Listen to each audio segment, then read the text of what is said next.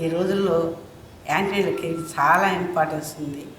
Ladies అందరూ కూడా మగవాళ్ళతో సమానంగా ఈక్వల్గా రకరకాలైన జాబ్స్లోనూ వాటిలోనూ ఉంటున్నారు, రెస్పాన్సిబిలిటీస్. అందుకని అన్ని ప్లాన్డ్ ప్రెగ్నెన్సీస్. ఈ పీరియడ్లో మేము డెలివరీ అవ్వాలి, ఈ పీరియడ్లో మా ప్రెగ్నెన్సీ రావాలి అని అనుకుంటున్నారు. అందుకని చెప్పేసి ఆ వచ్చిన ప్రెగ్నెన్సీ చివరి వరకు బాగా వెళ్ళి పండంటి బిడ్డ పుట్టాలని, తర్వాత ఒకళ్ళిద్దరు పిల్లలే, అంతకంటే ఎక్కువ మంది పిల్లలు ఉండట్లేదు. దానికోసమని గర్భిణీ వచ్చినప్పటి నుంచి కూడా డెలివరీ అయ్యేదాకా యాంటీనేటల్ పీరియడ్లో మనం రకరకాలైన జాగ్రత్తలు తీసుకోవాల్సి ఉంటుంది. ప్రెగ్నెన్సీ రాగానే అసలు ప్రెగ్నెన్సీ టెస్ట్ చేశాక ఫస్ట్ స్కానింగ్లోనే బేబీ ఎలా ఉంది, మిస్డ్ అబార్షన్లో ఉందా, ఎలా ఉంది, ఫేస్ రాట్ ఎలా ఉంది, ఇవన్నీ చూసుకోవాలి. తర్వాత స్కానింగ్కి చాలా ఇంపార్టెన్సు.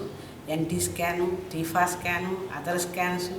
దానివల్ల మాయ ఎలా ఉంది, ఉమ్మనీరు ఎలా ఉంది, బిడ్డ ఎలా పెరుగుతోంది, వీక్స్ తగ్గట్టు పెరుగుతుందా లేదా, ఇవన్నీ చూడవలసి ఉంటుంది. స్కానింగ్ చాలా ఇంపార్టెంట్ రోల్ ప్లే చేస్తుంది. అదే కాకుండా తల్లి తీసుకునే ఆహారము, తల్లికి ఇచ్చే టెటనస్ టాక్సైడ్ ఇంజెక్షన్స్, తర్వాత హై రిస్క్ ప్రెగ్నెన్సీస్ని చాలా వరకు తగ్గించగలిగాం. Diabetes, thyroid, hypertension, Rh factor, వీటన్నిటిని కూడా మనం డీల్ చేసి బిడ్డ పొజిషన్ ఎలా ఉంది అని చూసి నార్మల్ డెలివరీ చేయాలా, సిజేరియన్ చేయాలా అన్నది మనం తీసుకోవచ్చు డిసిషన్స్. ఇలాగా తల్లిని బిడ్డని ఇద్దరిని కాపాడి చాలా చక్కగా తల్లి ఆరోగ్యం, బిడ్డ ఆరోగ్యం త్రూఅవుట్ ప్రెగ్నెన్సీ. ఎన్నో మూఢనమ్మకాలు ఉన్నాయి.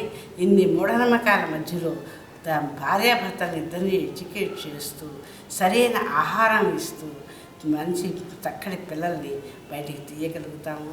అందుకని యాంటీనేటల్ కేర్ అనేది చాలా ముఖ్యమైనది.